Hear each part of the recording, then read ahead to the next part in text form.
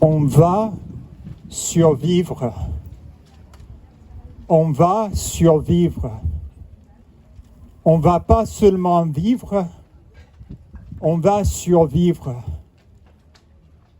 C'est ça mon mantra. Mon mantra, c'est ça mon mantra. Tous les 2 phrases, je dis, c'est ça mon mantra. On va pas seulement vivre, on va survivre. J'ai pas seulement de l'anxiété, maintenant j'ai de l'éco-anxiété.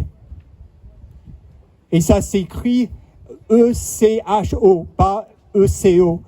Donc j'ai de l'éco-anxiété quand j'entends des échos, des trucs qui se répètent. Et du coup, j'ai regardé sur le site du gouvernement et ils m'ont dit pour remédier à mon éco-anxiété de répéter la même phrase en boucle jusqu'à ce que ça perde son sens. Donc je vais juste dire, on va survivre. On va survivre. Il fait pas si chaud que ça. Il fait un peu chaud quand même, mais ça pourrait être bien pire. Il fait 33, peut-être 30, non mais 30 je pense. Il fait 30 et ça pourrait être, il pourrait faire 34, 35, 36, même 40. Des fois il y a un ressenti de 40. Moi j'ai un ressenti d'éco-anxiété, j'ai un ressenti d'éco, j'ai un ressenti écologique. Avant mon anxiété, ça venait de moi. Maintenant, ça vient de mon environnement. Donc, c'est pas de ma faute. Au moins, c'est ce que j'ai vu sur le site du gouvernement. On va survivre. On va survivre. On va dans un sens.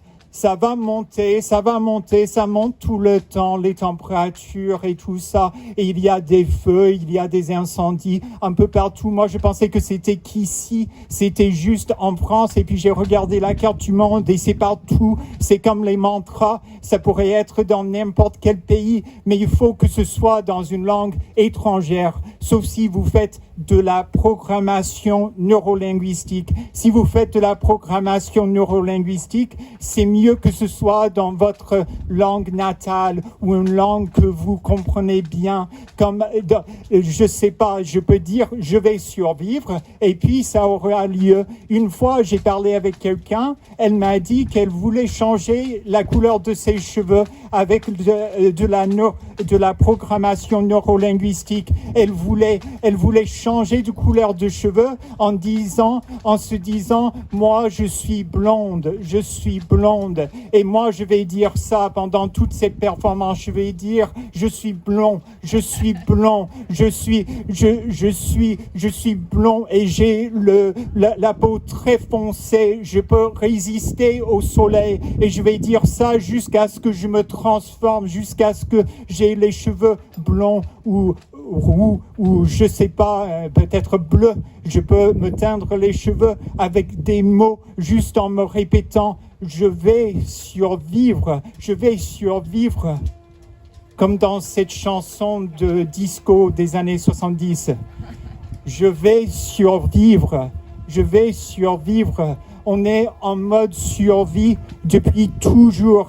Avant, on s'adaptait à notre environnement. Maintenant, c'est à notre environnement de s'adapter à nous et c'est mal barré. On est des espèces, la seule espèce qui demande à son environnement de s'adapter. Et je crois qu'il y a plein de gens qui croient que ça va aller.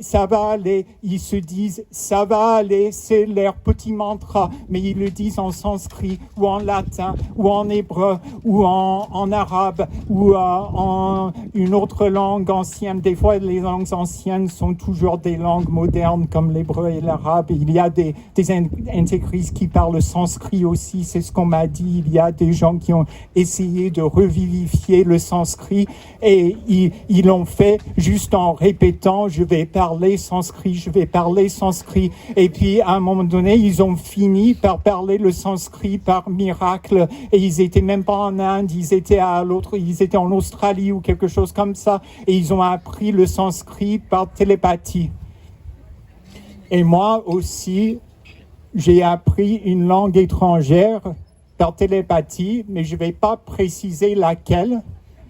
Et je parle pas dans cette langue parce que c'est un truc intime, c'est que dans ma tête. Je me parle cette langue dans ma tête. Et comme ça, je sais que je suis pas un robot.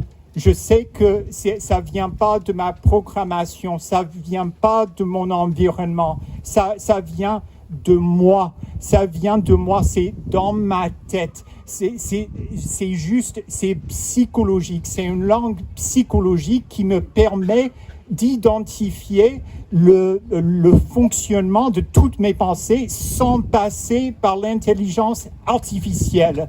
Je suis pas un robot, je le dis souvent, je le précise à mon ordinateur. Mon ordinateur me demande, est-ce que vous êtes un robot ? Est-ce que tu es un robot? Je ne sais pas s'il me tutoie ou s'il me vous voit, mais il me pose cette question. Il me dit, est-ce que vous êtes un robot? Et souvent, je rate le contrôle. Souvent, c'est difficile d'identifier. Je suis nul en scan visuel. J'arrive pas à repérer les images des fois, il demande identifier tous les ponts. Et puis, en fait, il y a des ponts, mais qui sont au-dessus d'une autoroute. Et du coup, moi, je me demande, est-ce que ça, c'est un pont ou est-ce qu'il y a un autre mot pour ça? Donc, je suis là à identifier. Et les motos, c'est les pires. Les motos, c'est encore parce que elles sont toutes petites. Quand on demande des voitures, il y en a plein dans les photos parce que c'est des trucs aléatoires de Google Street View. Donc c'était juste pour dire que moi je précise, je suis pas un robot et puis je rate le test, l'examen, le contrôle, je sais pas comment ils appellent ça, le contrôle. Et puis je me dis que peut-être que je suis un robot. Et puis aujourd'hui, avec les intelligences artificielles, elles s'en sortent avec ce genre de tâches en plus. Donc, c'est qui le robot? Est-ce que c'est moi ou est-ce que c'est les intelligences artificielles? Et si, par exemple, je peux plus travailler, moi je travaille pas, mais bon, si vous pouvez plus travailler ou je peux plus faire mon travail de poète parce que les intelligences artificielles me plagient tout le temps. S'il me plagie et je peux plus faire mon travail de poète parce que j'ai posté le même poème un million de fois sur Internet et du coup les intelligences artificielles, elles commencent à réciter mon poème. On me pose n'importe quelle question et j'ai posté mon poème tellement de fois que l'intelligence artificielle publie mon poème. Et ça serait vachement bien, mais le problème c'est que il y aurait pas mon nom dessus. Il y aurait pas d'auteur. Les intelligences artificielles sont barthésiennes. Les intelligences artificielles pensent que la mort de l'auteur a eu lieu. Elle pense que on est dans un truc oral, on remonte à l'époque orale où les gens ils transmettaient des histoires et on disait que ça venait d'Homer Simpson ou je sais pas qui, c'était une citation d'Homer Simpson parce que c'était des hommes des cavernes, c'était des hommes préhistoriques qui ressemblaient un peu à Homer Simpson et il disait ça venait de lui, en tout cas ça venait d'un homme, ça venait ou d'une femme, peut-être d'une femme, mais à l'époque on me disait juste ça venait d'un homme parce que l'homme ça voulait dire tout le monde.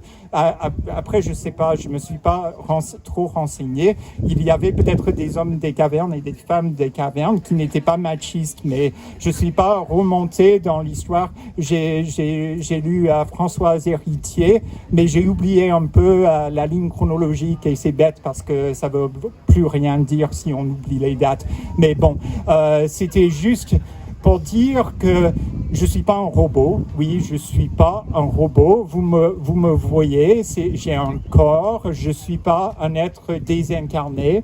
Si je pourrais être désincarné, ça serait cool. J'aimerais bien essayer ça, mais sans mourir quand même, sans prendre de drogue, juste comme ça parce que dans le corps, il y a beaucoup de sensations, il y a trop de sensations dans le corps et on est toujours en train de digérer des trucs. Bien sûr, on peut jeûner, on peut ne pas manger, mais ça c'est hyper désagréable et on ressent le corps quand même.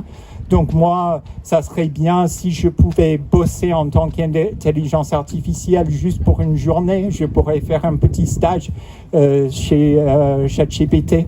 C'est un nom que j'arrive pas à prendre au sérieux, mais bon, je leur dirai pas. Je dirais juste, on va pas parler des chats et des proutes et tout. On va juste dire, voilà, moi je suis là, je suis le stagiaire, je réponds. Et puis, vous savez, il y avait des intelligences artificielles, mais pendant les années 80, qui étaient bidons. Il y avait des intelligences artificielles comme, je pense que c'était une psy qui posait des questions comme comment vous vous sentez. C'est vrai en fait, et c'était un truc comme ça. Et moi, je l'ai trouvé sur Internet une fois. J'ai trouvé le nom. Je crois que la psy, elle s'appelle Jenny ou quelque chose comme ça, et on la tutoie parce que c'est un robot.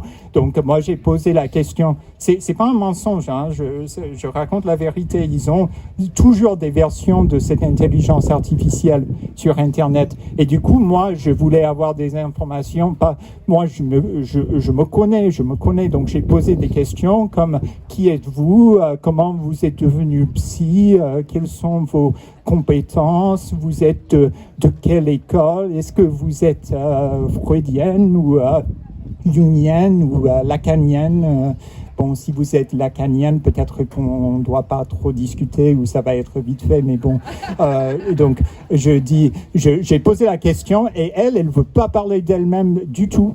Et c'est comme ça avec les psys, avec les vrais psys. On pose la question, on commence à poser des questions sur la vie du psy et lui, il veut pas répondre. Donc, je pense que cette intelligence artificielle, c'est quand même fiable. C'est plus convaincant que les intelligences artificielles contemporaines. Et du coup, j'ai commencé à me poser la question, est-ce qu'il y avait une intelligence artificielle poète qui pourrait me remplacer? Et ça, je l'ai pas trouvé.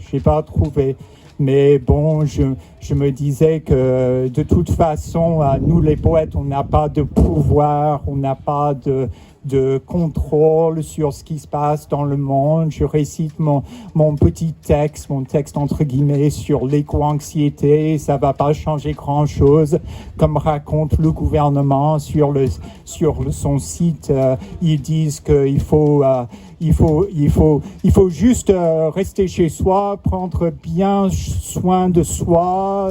Il faut aller voir un psy, peut-être faire des activités associatives, s'engager un tout petit peu, alors que le gouvernement fout la merde avec Total et je sais pas quelle autre société de pétrole.